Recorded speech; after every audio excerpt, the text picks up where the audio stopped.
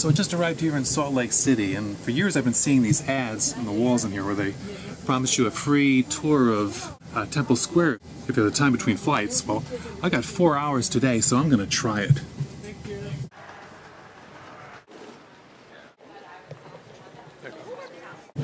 So this is the real leap of faith, going back through security, leaving the terminal. Looking for door 13. Nice man just told me door 13's down here. There I am.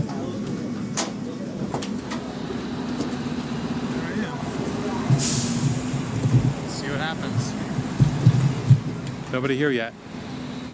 This is winter time when the buses only run every hour and only until 2 o'clock in the afternoon. So luckily, I got here about 20 minutes to 2, and the last bus back here is at 3:30, which should give me here plenty of time for my 5 o'clock plane. So we'll see. I hope I don't spend the weekend here in Salt Lake City.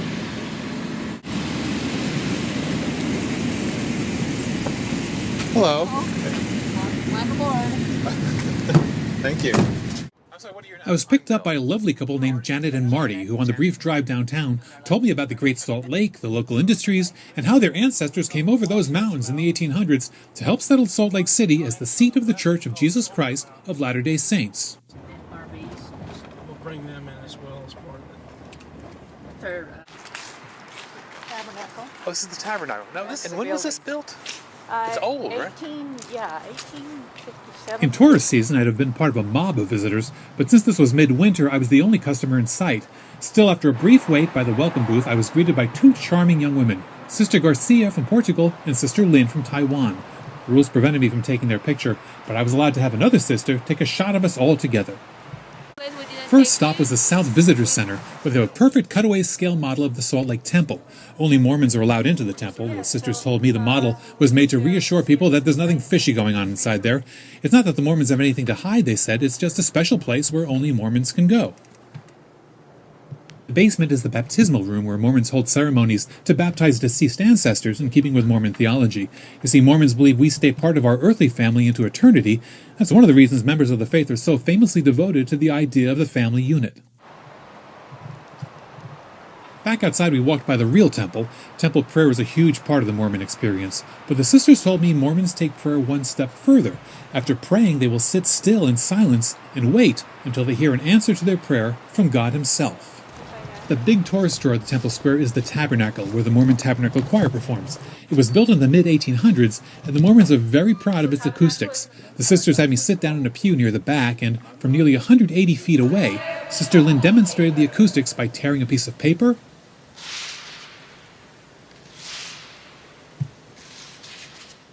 dropping 3 pins,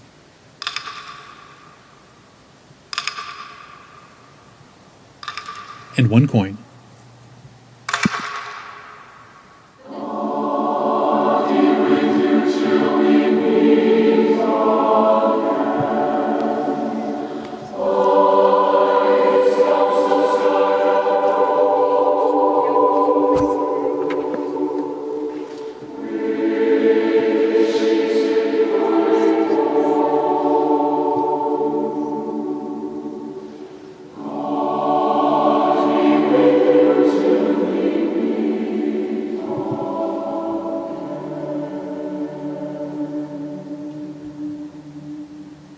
Next, the sisters took me to a rather elaborate exhibit, telling me the story of a typical Mormon family, and we ended up in a room dominated by this massive sculpture of Christ called the Christus.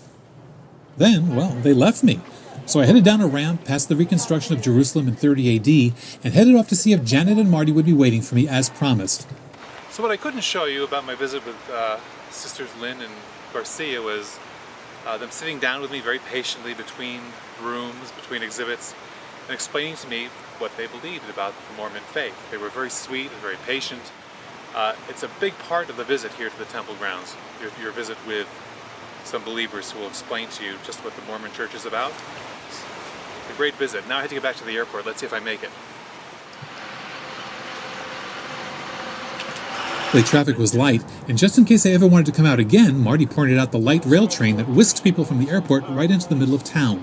Looks convenient, but I prefer riding with Janet and Marty. I was a little scared when I saw the long line for airport security. It seems I'd arrived right behind the Brigham Young University track team. Still, I was through security in plenty of time. Well, that's it. The Mormons kept their word. They got me back on time. I knew they would. You know, a few years ago, I had 3 hours to kill in Rome before I was being picked up by a bus at the airport. So I got a cab and I had the guy take me to see everything I could see in 3 hours in Rome.